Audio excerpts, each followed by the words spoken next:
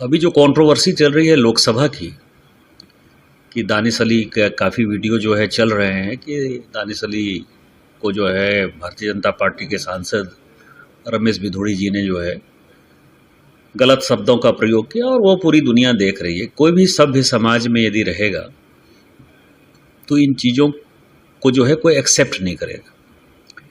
मुझे लगता है कि प्रजातंत्र में विरोध करने के अपने महत्व हैं, लेकिन शब्दों की मर्यादा जो है वो बनी रहनी चाहिए। और रमेश भिदोड़ी जी ने जो शब्द उपयोग किया वो कहीं से भी एक्सेप्टेबल नहीं है, वो गलत शब्द है और इन शब्दों का प्रयोग जो भी करते हैं वो निंदनीय है। लेकिन उस दिन मैं सदन में खुद मौजूद था। मैंने माननीय लोकसभा के स्पीकर को कहा है, मैंने पत्र लिखा है और पत्र लिखकर कहा है कि जो चंद्रयान पर उस दिन डिस्कशन हुआ, माननीय राजनाथ सिंह जी ने जिस डिस्कशन को स्टार्ट किया, और आपको पता है कि भिदोड़ी जी की इस घटना के बाद माननीय राजनाथ सिंह जी ने खुद से माफ़ी मांगी थी सदन से और कहा था कि इस तरह की बातें नहीं होनी चाहिए।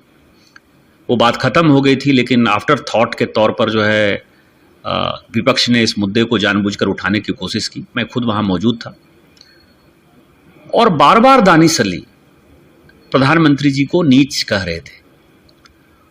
और यदि आप प्रधानमंत्री जी को, देश के इतने लोकप्रिय प्रधानमंत्री जी हैं, गरीब का बेटा हो गया तो आप उसको नीच कह दोगे? आप अपने नाम के पीछे यदि कुंवर दानिश अली लगाते हो, कुंवर का मतलब यदि राजा यदि आप हो गए तो आप अपने आप को किसी को भी जो है कीड़े मकोड़े समझोगे। और स्वाभाविक है कि हम भारतीय जनता पार्टी के लोग मोदी जी के कारण ही जीत कर आते हैं। मोदी जी हमारे नेता हैं तो हम जो है जीत कर आते हैं। जनता वोट मोदी जी को देती है।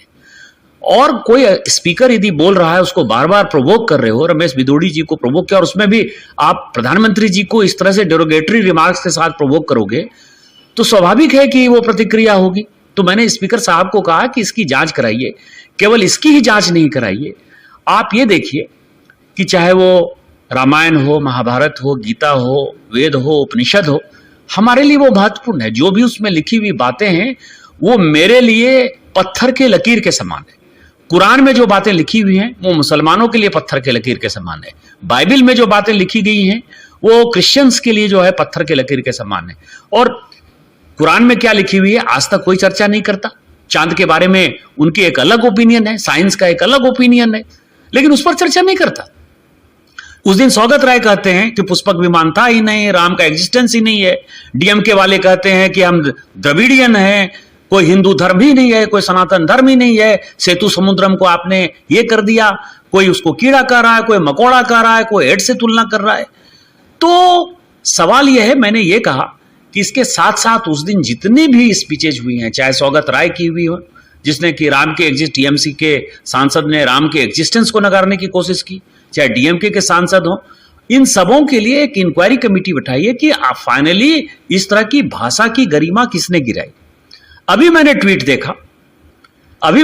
देखा कि दानिश अली ये कह रहा है कि हमने कहा कि प्रधानमंत्री जी के बारे में भिदोड़ी ऐसा क्यों बात बोल रहा है, उसको एक्सपंज करना चाहिए। तो मैं जो बातें कह रहा था उस बात को दानिश अली ने एक्सेप्ट कर लिया कि प्रधानमंत्री जी को उसने नीच कहा। और आपको ध्यान है कि जो गरीब पिछड़े जाति के लोग हैं, मोदी जी के ऊपर डेरोगेटरी शब्द का रिमार्क करके, और मैं सावरकर नहीं हूं और माफी नहीं मांगूंगा, राहुल गांधी जी को सजा हो गई और आज तक उन्होंने मोदी समाज से माफी नहीं मांगी। इसलिए दोनों जो है गलबहियां डालने के लिए कल राहुल गांधी जी गए। इसके अलावा आप जिस किसी भी सांसद से पूछेंगे, आज रवि किशन जी ने मुझे फोन किया था गोरखपुर से, और रवि किशन जी ने कहा कि भैया आपको ध्यान है कि जब पॉपुलेशन कंट्रोल पर हम बात कर रहे थे तो मेरे ऊपर, मेरे पत्नी के ऊपर, मेरे बच्चों के ऊपर उसने डेरोगेटरी रिमार्क किया कि तुमको तो 4 बच्चे हैं और कहां होंगे। तो आप ये समझें कि दानिश अली और इस तरह के जो कांग्रेस के लोग हैं, टीएमसी के लोग हैं या जो भी डीएमके के लोग हैं, ये सभी हैबिचुअल ऑफेंडर हैं और ये घटिया घटिया बातें करके भारतीय जनता पार्टी के सांसद को प्रोवोक करते हैं।